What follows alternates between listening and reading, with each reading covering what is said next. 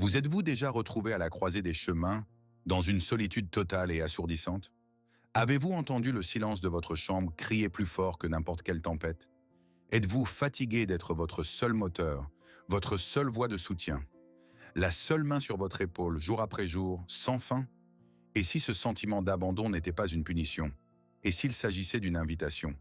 Carl Jung, le grand cartographe de l'âme, nous a laissé une carte pour ce territoire précis. Il l'a appelé le chemin de l'individuation, un voyage sacré vers son vrai soi, un voyage qui, par sa nature même, exige de nous le courage de le parcourir seul. Au cours de la prochaine heure, nous n'allons pas simplement parler de solitude. Nous allons faire quelque chose de plus. Premièrement, vous comprendrez pourquoi votre âme exige cette période d'isolement. Deuxièmement, vous découvrirez quelle force cachée elle essaie d'éveiller en vous. Et troisièmement, vous verrez un chemin clair pour transformer cette épreuve des plus difficiles en votre plus grand triomphe. Si vous êtes prêt à cesser de lutter contre la solitude et à commencer à la comprendre, notre plongée commence, maintenant. Parlons de ce silence, pas de ce silence paisible et fertile que l'on recherche dans la méditation ou lors d'une promenade en forêt, mais de l'autre, de celui qui résonne dans les oreilles à 3 heures du matin, quand tous les problèmes semblent des géants, et vous, désespérément petit, de celui qui s'installe dans le téléphone qui reste silencieux précisément quand vous avez tant besoin de partager une joie ou une peine, du vide dans la poitrine après avoir accompli quelque chose d'important, s'être retourné pour croiser un regard admiratif et n'avoir rencontré que son propre reflet. Ce n'est pas simplement l'absence de gens, c'est quelque chose de plus profond. C'est le sentiment de parler une langue que personne d'autre ne comprend. Vous pouvez être entouré d'une foule, mais vos mots, vos significations les plus intimes, se brisent contre un mur de polie incompréhension.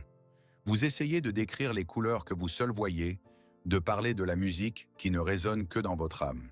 Mais en réponse, seulement des sourires vides. Et peu à peu vient cette prise de conscience étrange et froide. Vous êtes le seul habitant de votre propre planète. Vous en êtes le roi, le prisonnier et le seul Dieu. Et se forcer à avancer dans cet espace sans air est une tâche qui semble parfois insurmontable.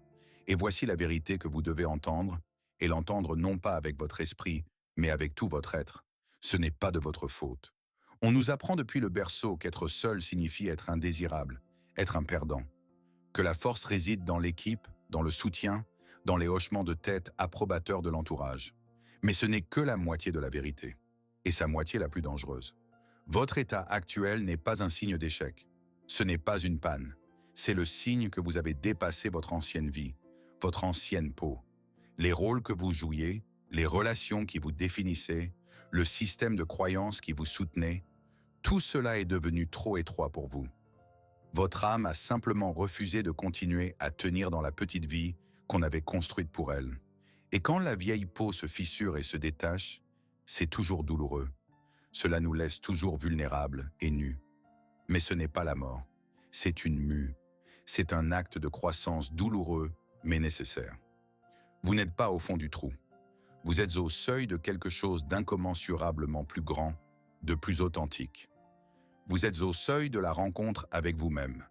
Pour voir cela sous son vrai jour, changeons de perspective un instant. Pensez-y de cette façon. Pour construire un gratte-ciel capable de toucher les nuages, il ne suffit pas de commencer à poser des briques. Il faut d'abord déblayer le terrain. Il faut démolir les vieux bâtiments délabrés qui occupaient dans cet endroit. Déraciner les anciennes fondations. Pour un observateur extérieur, ce processus ressemble toujours à un acte de pure destruction. Bruit, poussière, chaos et désolation.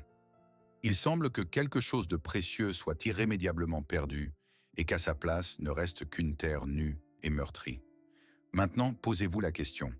Et si l'univers, votre propre psyché profonde, ne vous avait pas retiré son soutien? Et si elle ne vous punissait pas par l'isolement, mais déblayait pour vous un chantier de construction dans un fracas assourdissant? Et si cette solitude n'était pas un vide béant, mais un espace pur et sacré? Un espace qui était absolument nécessaire pour que vous puissiez enfin commencer l'édification de votre vrai soi. Non pas celui qui a été construit pour vous par d'autres, mais celui qui sera construit par vous, pour l'éternité.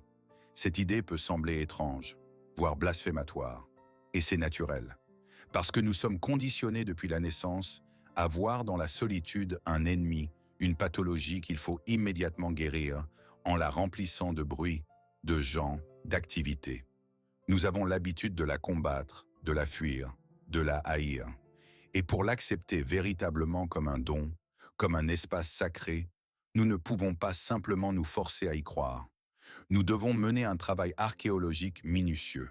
Avant de construire du neuf, nous devons examiner attentivement les ruines de l'ancien. Nous devons, couche par couche, déblayer les strates culturelles et personnelles, ces mythes et illusions collectives incrustées en nous qui nous font si désespérément craindre le silence. C'est précisément ce que nous allons faire dans la partie suivante. Nous nous armerons du scalpel de l'analyse et nous disséquerons les idées mêmes qui nous tiennent captifs.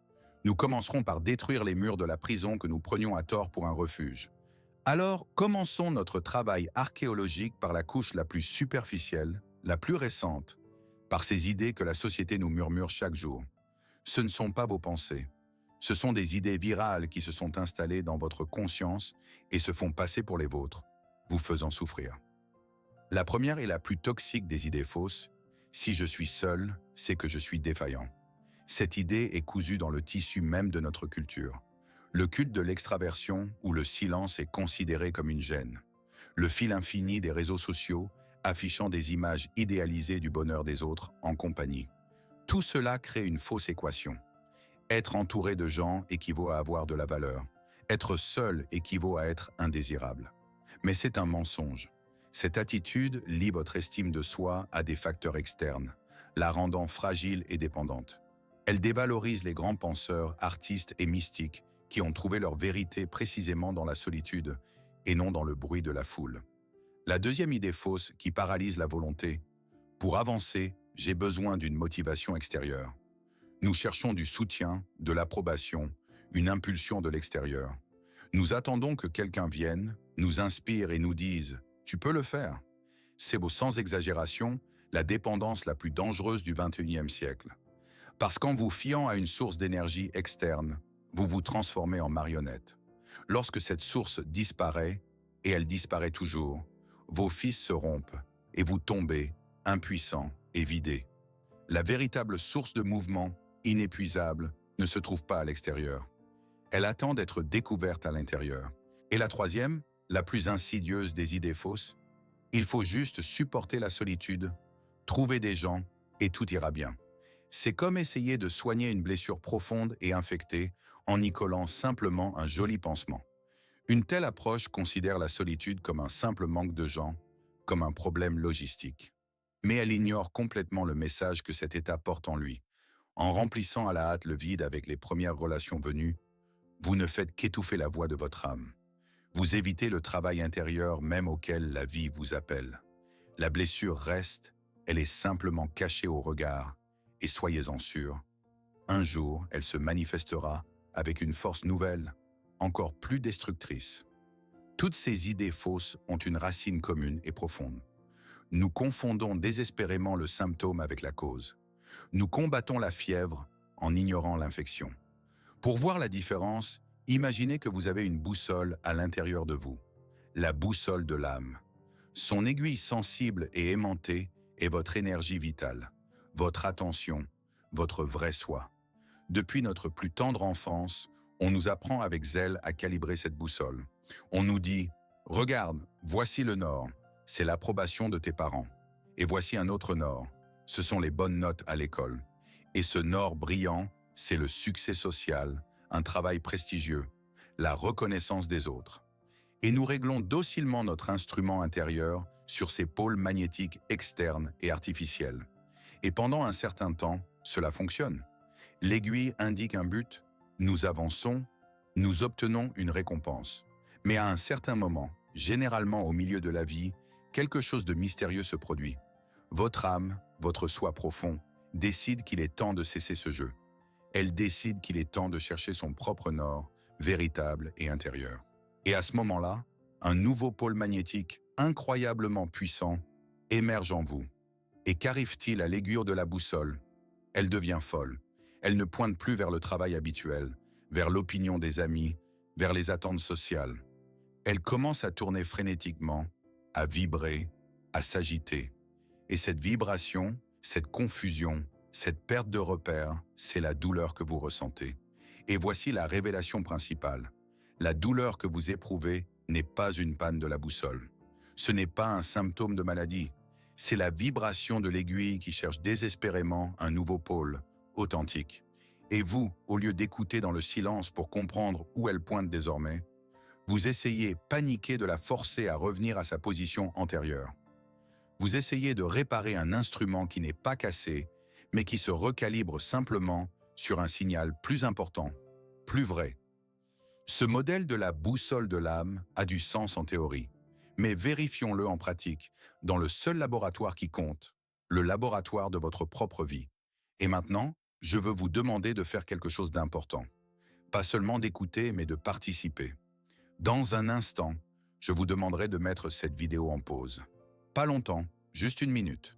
Quand vous le ferez, je veux que vous fermiez les yeux, que vous preniez une profonde et lente inspiration et que vous laissiez votre esprit trouver un souvenir précis. Souvenez-vous de la dernière fois où vous vous êtes senti vraiment bloqué, quand vous étiez face à une décision importante ou à une tâche difficile et que vous ressentiez cette solitude aiguë et perçante dans votre lutte. Le moment où vous vouliez désespérément parler à quelqu'un, recevoir un conseil, entendre une autre opinion. Saisissez ce sentiment. Restez-y un instant. Maintenant, en étant dans ce souvenir, posez-vous une question. Et je vous demande d'y répondre avec une honnêteté impitoyable, car personne d'autre que vous n'entendra cette réponse. À ce moment-là, cherchiez-vous de l'aide? Ou cherchiez-vous la permission? Cherchiez-vous un soutien réel et pratique? Ou cherchiez-vous quelqu'un pour vous décharger de la terrifiante responsabilité du prochain pas? Quelqu'un qui vous dirait « Oui, va par là. C'est juste, j'approuve. » Sentez la différence. L'aide, c'est quand quelqu'un vous tend des outils. La permission, c'est quand quelqu'un vous dit que vous avez le droit de construire.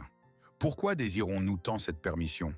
Parce que si l'aiguille de notre boussole intérieure pointe vers un territoire inconnu et effrayant, nous cherchons une autorité extérieure pour légitimer cet itinéraire. Nous cherchons quelqu'un sur qui rejeter la faute si nous nous perdons. La réponse honnête à cette question peut devenir la fissure par laquelle la lumière commencera à percer dans votre prison. Faites-le maintenant. Si vous avez ressenti une pointe d'inconfort à cette question, c'est bon signe. Cela ne signifie pas que vous êtes faible ou dépendant. Cela signifie que nous avons touché à quelque chose de vrai.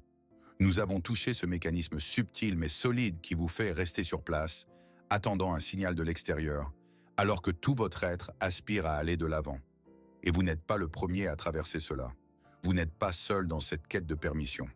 En fait, ce schéma, cette paralysie de la volonté face à la nécessité de suivre son propre chemin, était au centre de l'attention de l'un des esprits les plus grands et les plus audacieux du XXe siècle, Carl Gustav Jung. Jung n'était pas un simple théoricien de salon.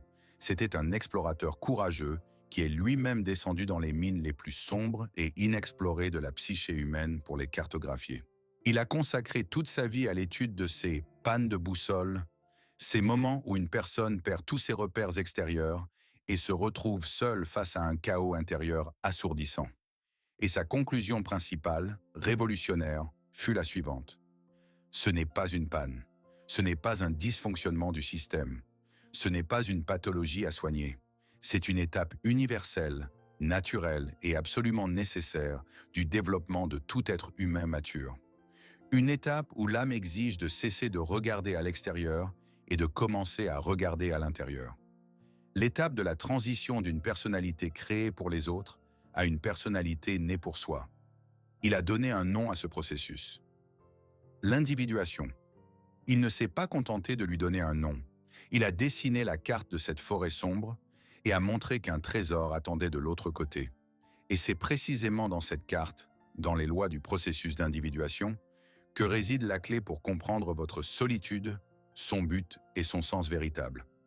Dans la partie suivante, nous déroulerons ce parchemin ancien et commencerons à le lire ensemble. Nous voici donc arrivés à l'idée centrale de Jung, l'individuation. Pour en comprendre l'essence, nous devons oublier la psychologie moderne avec ses listes et ses diagnostics et nous tourner vers un langage qui était beaucoup plus proche de Jung lui-même, le langage des anciens alchimistes. Pour commencer, l'individuation n'est pas ce que nous appelons aujourd'hui le développement personnel. Il ne s'agit pas de gonfler sa volonté, d'optimiser sa productivité ou de créer une meilleure version de soi-même. Ce n'est pas non plus un individualisme égoïste qui dit « je ferai ce que je veux et je me fiche de tout le monde ». L'individuation est quelque chose de bien plus profond, de plus dangereux et de plus sacré. Les anciens alchimistes, dans leur laboratoire secret, cherchaient à accomplir le grand œuvre, transformer le plomb vil et lourd en or pur et rayonnant. Jung a vu dans ce processus une métaphore parfaite du cheminement psychologique de l'homme. Le plomb est notre personnalité initiale, brute. C'est un mélange de conditionnements parentaux, de masques sociaux, de préjugés culturels et d'instincts inconscients. C'est ce que nous pensons être.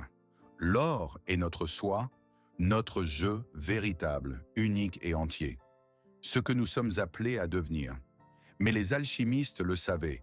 Pour que la transformation ait lieu, une condition essentielle est nécessaire. Tout le processus doit se dérouler dans un récipient hermétiquement scellé, qu'ils appelaient vas beneclausum. À l'intérieur de ce récipient, la matière initiale devait être soumise à une pression et une chaleur énormes, se décomposer en ses éléments primaires, passer par le noircissement et la purification, pour ensuite se réunir en une nouvelle qualité supérieure.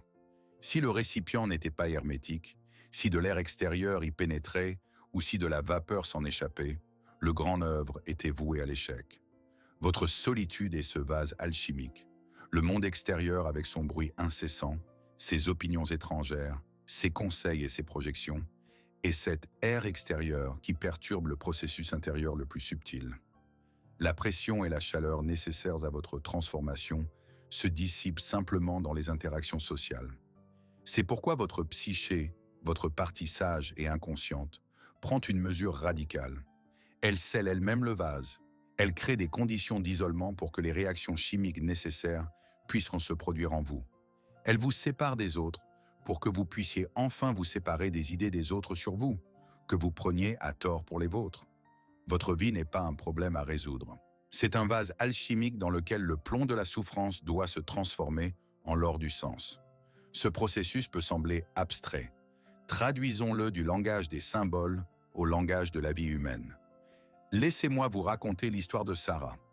Toute sa vie jusqu'à 35 ans, Sarah a été une œuvre d'art créée par d'autres. Sa personnalité était une tapisserie impeccable, tissée avec les fils des autres. Pour ses parents, elle était la bonne fille, celle qui avait choisi la bonne profession et n'avait jamais causé de problème. Pour son entreprise, elle était l'employée fiable, celle qui restait toujours tard et assumait la responsabilité des autres, ravalant sa fatigue en silence. Pour ses amis, elle était l'amie arrangeante, celle qui écoutait toujours, mais ne pesait jamais avec ses propres problèmes. Elle était un miroir parfait, reflétant les attentes de tous ceux qui s'y regardaient, et elle était si occupée à polir ce miroir qu'elle avait oublié qui se trouvait derrière. Puis au cours d'un mois d'automne pluvieux, son monde s'est effondré. D'abord, il y a eu un licenciement au travail. Sa fiabilité s'est avérée n'être qu'un poste de dépense. Et 2 semaines plus tard, son partenaire, pour qui elle s'efforçait tant d'être parfaite, lui a dit qu'il avait besoin de se trouver, et il est parti.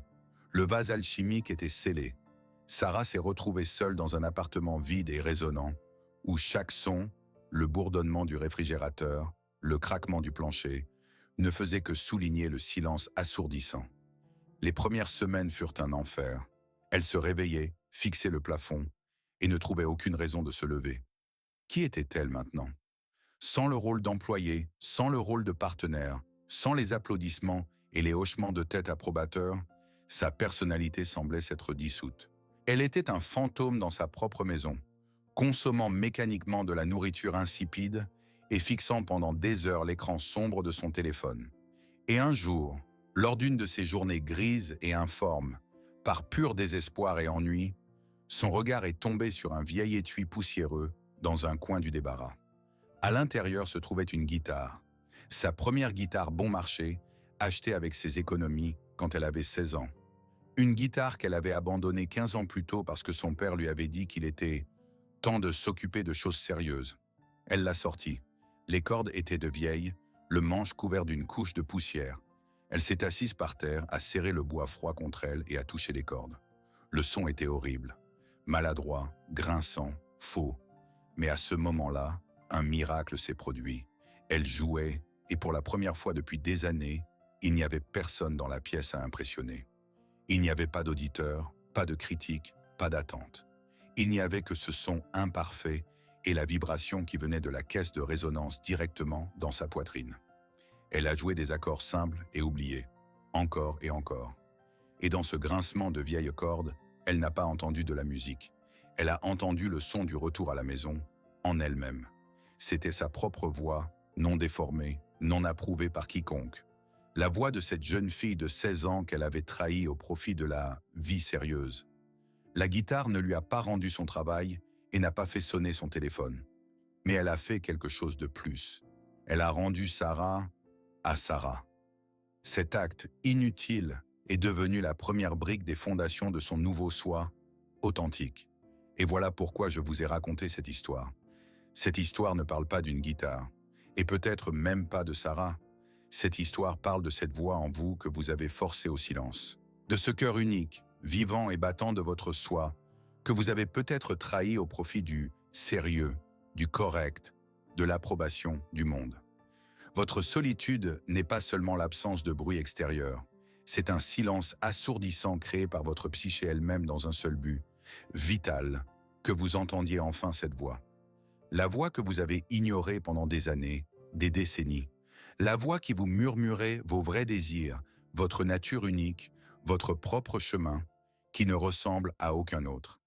La douleur que vous ressentez maintenant n'est pas seulement la douleur de l'absence des autres. C'est le cri de cette partie de vous que vous avez trahie. C'est le deuil de votre âme pour la vie que vous ne vous êtes jamais permis de vivre. Pour les talents que vous n'avez pas développés parce que ce n'est pas pratique. Pour les rêves que vous avez enterrés parce que ce n'est pas sérieux. Pour les sentiments que vous avez réprimés parce que ce n'est pas convenable.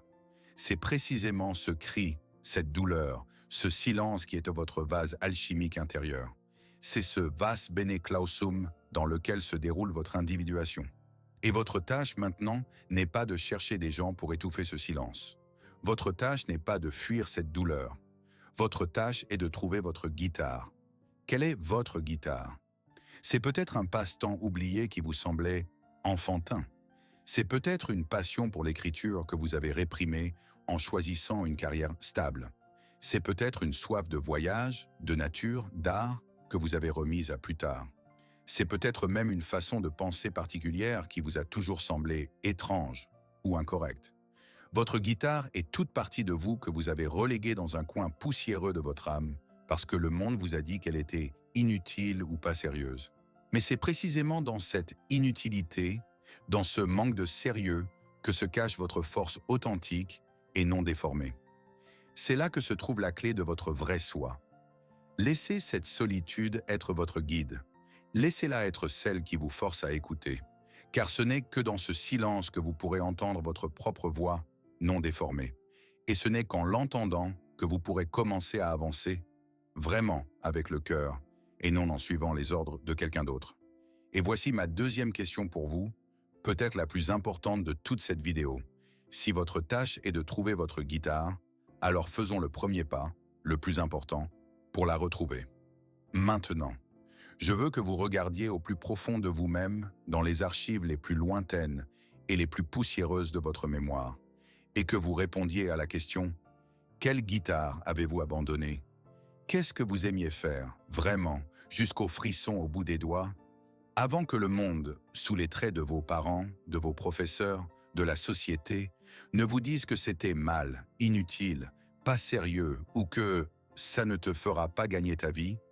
Peut-être était-ce un carnet de croquis que vous cachiez sous votre lit, rempli de mondes imaginaires. Peut-être étaient-ce des poèmes que vous écriviez dans un cahier secret, des mots qui vous semblaient plus réels que le monde environnant. Peut-être était-ce une passion pour la danse, quand vous vous enfermiez dans votre chambre et laissiez la musique guider votre corps, vous sentant absolument libre. Ou peut-être était-ce autre chose, l'amour des longues promenades sans but dans la forêt, où vous parliez aux arbres, une passion pour la construction, l'assemblage de modèles, la création de quelque chose à partir de rien. Peut-être adoriez-vous démonter de vieilles horloges pour comprendre comment le monde fonctionnait. Ou chantiez-vous quand vous pensiez que personne ne vous entendait? Et votre voix vous semblait la plus forte et la plus vraie. Nous avons tous laissé quelque chose derrière nous. Nous avons tous sacrifié une part importante de notre âme sur l'autel de la vie d'adulte. Et voici ma demande. Je veux que vous partagiez cela dans les commentaires ci-dessous, mais pas pour vous vanter ou obtenir des j'aime. Non, le but de ce rituel est tout autre. En écrivant cela, vous accomplissez un acte symbolique puissant. Vous regardez votre passé en face et vous dites à l'univers, et surtout à vous-même, « Je me souviens, c'était important, c'est toujours important. » Vous sortez votre trésor d'un coffre poussiéreux et vous le mettez en lumière. Vous lui redonnez sa valeur. Faisons de cette section de commentaires plus qu'une simple liste de messages. Transformons-la en une archive sacrée de nos vrais soi, en une incroyable exposition de nos trésors oubliés. Et quand vous aurez écrit votre commentaire, faites la deuxième partie du rituel. Lisez ce que les autres ont écrit.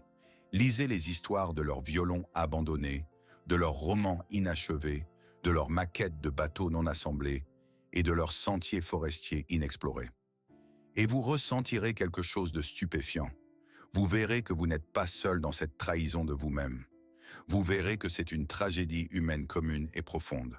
Et dans cette reconnaissance partagée réside une immense guérison.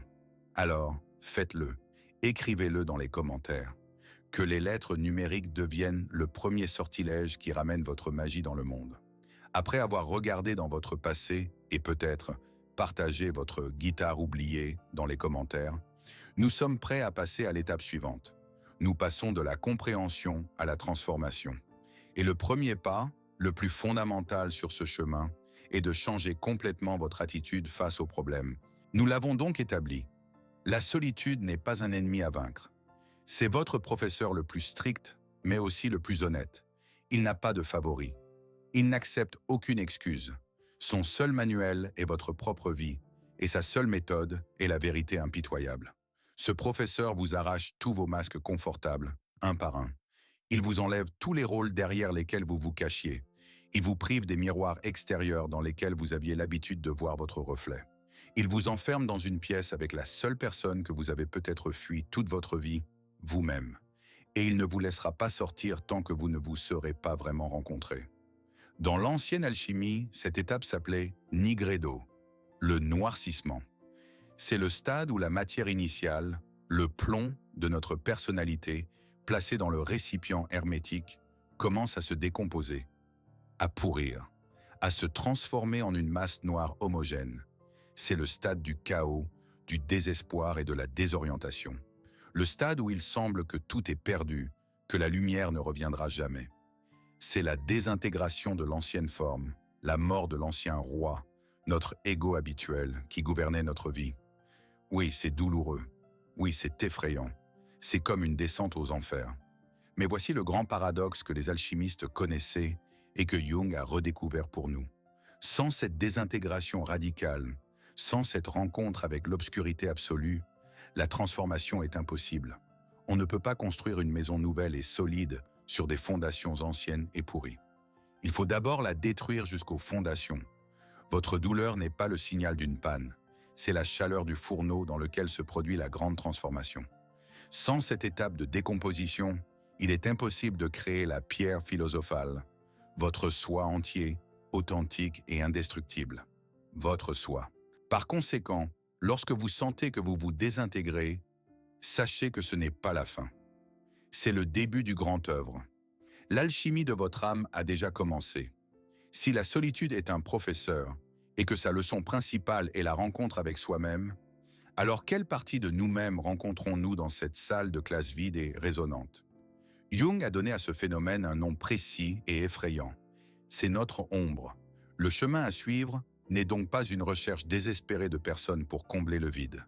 C'est une plongée courageuse et déterminée à l'intérieur, dans les eaux les plus sombres de votre âme. Imaginez que toute votre vie, vous portez un sac à dos invisible. Depuis l'enfance, on vous a appris à y mettre tout ce qui est inacceptable. Votre colère, quand on vous disait que les bons enfants ne se mettent pas en colère. Votre saine agressivité, quand on vous apprenait à être arrangeant. Votre envie, vos peurs, votre sexualité, votre paresse, votre faiblesse. Tout ce dont on vous a fait honte. tout ce que vous avez décidé de ne pas être. Ce sac à dos lourd, sombre et rempli à ras-bord, c'est votre ombre. Et voici l'astuce. Tant que nous sommes entourés de gens, tant que nous sommes plongés dans l'agitation sociale, nous avons un excellent moyen de ne pas remarquer le poids de ce sac à dos. Nous projetons son contenu sur les autres. Nous voyons notre propre cupidité refoulée chez notre patron. Nous méprisons la paresse de notre partenaire sans remarquer la nôtre. Nous nous indignons de la colère des autres parce que nous ne nous permettons pas la nôtre. La projection est un mécanisme de défense génial. Elle nous permet de haïr nos mauvaises qualités chez les autres, tout en conservant l'illusion de notre propre perfection. Mais que se passe-t-il lorsque vous restez seul? Le projecteur s'éteint, l'écran devient noir. Et toutes ces images projetées, tous ces démons que vous voyez à l'extérieur, se retournent lentement et rentrent à la maison. Vers vous. Ils s'assoient en face de vous à la table de la cuisine, dans un silence assourdissant. Et c'est pourquoi la solitude est si insupportable. Ce n'est pas l'absence des autres, c'est la présence tourmentante des parties de nous-mêmes que nous avons rejetées. Et votre tâche, votre seul chemin vers la guérison et la force, n'est pas d'essayer de tuer ces démons. C'est une guerre civile que vous ne pouvez pas gagner. Votre tâche est de les intégrer, de les regarder dans les yeux, de reconnaître leur droit d'exister, de leur demander quel message ils portent. Et voici le grand paradoxe de l'ombre, son trésor caché. C'est précisément dans ce sac à dos sombre, dans ce que vous méprisez et craignez le plus en vous, que se cache votre énergie la plus puissante, la plus vitale. Dans votre colère refoulée se cache la force d'apprendre enfin à dire non et à défendre vos limites. Dans votre faiblesse rejetée se cache la capacité à l'empathie et à la véritable intimité. Dans votre paresse se cache la sagesse de votre corps qui vous supplie de vous reposer. En intégrant l'ombre, vous ne devenez pas mauvais. Vous devenez entier. Vous récupérez l'énergie que vous dépensiez à la répression. Vous ne pourrez pas avancer tant que vous n'aurez pas serré la main de cette partie de vous que vous avez fui toute votre vie. Parler de l'intégration de l'ombre est facile. Mais à quoi cela ressemble-t-il en pratique, dans le silence de votre chambre, quand la théorie semble lointaine et la douleur très réelle? Permettez-moi de vous proposer 2 exercices puissants et concrets que vous pouvez commencer à faire dès aujourd'hui. Ce ne sont pas des solutions rapides, mais le début d'un travail profond et significatif. Premier exercice, le dialogue avec l'ombre. C'est la pierre angulaire de la pratique jungienne. Prenez un journal et un stylo. Votre journal n'est pas juste du papier. C'est une table de négociation entre votre ego conscient et votre ombre inconsciente. Choisissez un sentiment qui vous tourmente le plus dans la solitude. Ce peut être une peur poisseuse, une honte brûlante, une colère irrationnelle ou une apathie paralysante. Maintenant, personnifiez ce sentiment. Imaginez-le comme un être distinct, assis en face de vous. Donnez-lui un nom si vous le souhaitez. Et commencez un dialogue. Écrivez-lui directement. Par exemple, « Bonjour ma peur », puis posez-lui quelques questions simples mais profondes. « Que veux-tu me dire ? Quel message important portes-tu que je refuse d'entendre ? De quel danger essaies-tu de me protéger ? Puis le plus important, taisez-vous et écoutez, et écrivez la réponse qui vous vient à l'esprit. Ne la modifiez pas, ne la censurez pas. Même si la réponse vous semble insensée, absurde ou honteuse, écrivez simplement. C'est le début de l'intégration. Vous cessez de combattre l'ombre et vous commencez à lui parler. Vous reconnaissez son droit d'exister et vous essayez de comprendre ses bonnes intentions, aussi déformées qu'elles puissent paraître. Deuxième exercice, le rituel du rendez-vous avec soi-même. Si le dialogue avec l'ombre est une diplomatie intérieure, cet exercice est un acte de restauration de sa propre valeur et de sa souveraineté. Une fois par semaine, sans faute, prévoyez un rendez-vous, avec vous-même, et ce doit être un vrai rendez-vous de qualité. Allez dans ce beau restaurant que vous attendiez pour une occasion spéciale. Achetez un billet au premier rang pour le film que vous vouliez voir depuis longtemps. Allez seul dans un beau parc ou à une exposition. Et voici la règle clé. Le but de ce rituel n'est pas de ne pas se sentir seul. Au contraire. Le but est de passer consciemment et avec plaisir du temps en compagnie de la personne la plus importante, la plus intéressante et la plus précieuse de votre vie, vous-même. C'est un acte qui reprogramme votre inconscient. Il dit sans mots à votre âme « Tu mérites le meilleur. Ta compagnie est un privilège, pas une punition. Je te choisis. D'un point de vue jungien, cela renforce votre lien non pas avec l'ego, mais avec votre soi, votre véritable centre. Vous apprenez à être pour vous-même une source de joie au lieu de l'attendre des autres. Ces exercices ne sont pas de simples techniques, ce sont des actes de respect de soi. Ce sont les premiers pas timides pour vous réapproprier votre propre valeur. Et lorsque vous commencez à les pratiquer, lorsque vous vous asseyez à la table des négociations avec votre ombre, ou que vous vous offrez un rendez-vous comme au plus cher des invités, la phrase même «se forcer à avancer seul» prend un sens tout nouveau et profond. Nous avons l'habitude d'y entendre un appel à la violence envers soi-même. La voix d'un tyran intérieur qui crie « Ressaisis-toi, mauviette! Travaille plus! Ne te plains pas !» C'est la voix de la productivité toxique, qui ne voit en l'homme qu'une ressource à exploiter jusqu'à la dernière goutte. Mais depuis la perspective que nous avons ouverte aujourd'hui, ce n'est pas un acte de violence. C'est un acte du plus haut, du plus courageux amour de soi. Se forcer à avancer dans ce nouveau contexte, ce n'est pas se fouetter. C'est prendre la responsabilité sacrée de son âme.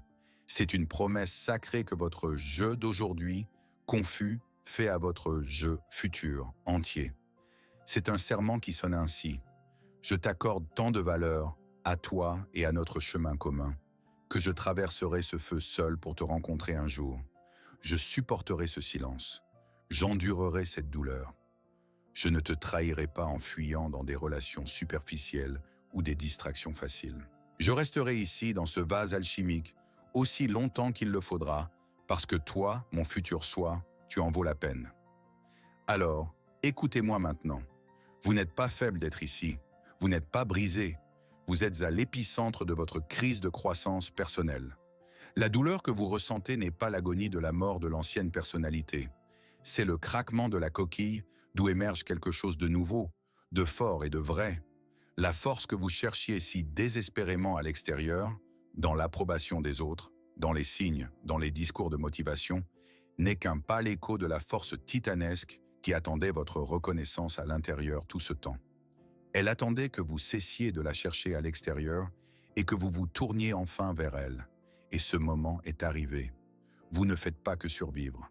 Vous êtes au seuil de votre plus grande force. Nous avons parcouru un long chemin en 7 heures, du labyrinthe de la douleur et de l'incompréhension à la carte de l'âme que nous ont laissé les grands sages.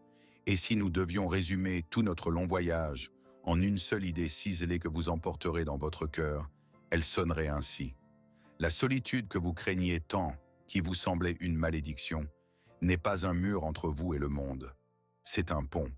C'est un pont qui mène de la rive bruyante et agitée des attentes des autres à la rive calme et solide de votre propre essence authentique. C'est le passage de ce que l'on vous a appris à être pour survivre en société à ce que vous êtes vraiment, de droit de naissance. De votre persona habilement créé à votre soi éternel et rayonnant. Et oui, traverser ce pont est effrayant. Il n'a pas de garde-fou fait de conseils d'autrui et de hochements de tête approbateurs. Il est souvent enveloppé d'un épais brouillard de doute. Et en dessous, il y a un abîme d'incertitude effrayante. Chaque pas sur ce pont est un acte de foi en soi, alors que personne d'autre, peut-être, ne croit en vous. Mais voici la vérité pour laquelle il vaut la peine de parcourir ce chemin. Ce n'est qu'en traversant ce pont jusqu'au bout que vous acquérez ce que vous n'avez jamais eu auparavant. Un soutien intérieur inébranlable. Vous déplacez votre centre de gravité du monde fragile et changeant des évaluations externes vers le centre indestructible et éternel de votre propre âme. Vous acquérez un soutien que personne ne pourra jamais vous enlever. Aucune crise, aucune rupture, aucun licenciement ne pourra plus vous faire perdre pied.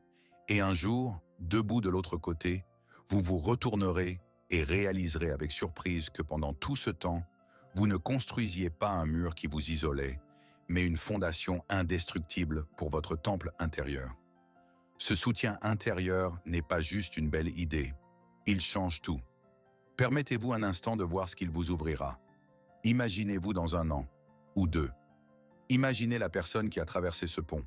Imaginez une personne qui n'a plus peur du silence, car c'est précisément là qu'elle a appris à entendre la voix de sa plus profonde sagesse. Pour elle, la solitude n'est plus une punition, mais un luxe, un temps pour se ressourcer, pour créer, pour se connecter à elle-même. Imaginez une personne qui apprécie les relations profondes et sincères, mais qui n'en dépend plus comme de l'air. Elle y entre non par besoin, non par peur de rester seule, mais par plénitude et désir de partager sa richesse intérieure. Elle ne cherche plus chez les autres ce qu'elle a déjà trouvé en elle. Elle cesse de chercher un havre chez les autres, car elle devient pour elle-même à la fois le navire, l'océan et le phare. Imaginez une personne dont le centre de gravité, dont le sentiment de sa propre valeur ne se trouve pas dans le monde changeant des j'aime, des salaires et des opinions des autres, mais profondément à l'intérieur, dans le noyau immuable de son soi. On peut la critiquer, on peut ne pas la comprendre, on peut même la rejeter, mais on ne peut plus la briser, parce qu'elle sait qui elle est, sans aucune confirmation extérieure. Cette personne n'est pas un personnage de fiction. C'est vous après avoir parcouru votre chemin jusqu'au bout. C'est la promesse qui se cache dans votre crise actuelle. C'est votre droit de naissance. Et avant de terminer, je veux vous dire quelque chose personnellement. Merci. Merci pour votre confiance. Et merci pour votre immense courage d'avoir regardé dans les recoins les plus profonds et parfois les plus sombres de votre âme avec moi aujourd'hui. C'est précisément ce courage, cette volonté d'un regard honnête vers l'intérieur, qui unit tous ceux qui trouvent leur chemin dans cet espace. Et voici le paradoxe final et magnifique de notre voyage d'aujourd'hui. Vous êtes venu ici parce que vous vous sentiez absolument seul, isolé sur votre propre planète. Mais dans cette quête même, dans cette plongée courageuse dans le sens de votre solitude, vous avez trouvé une tribu invisible de compagnons de route.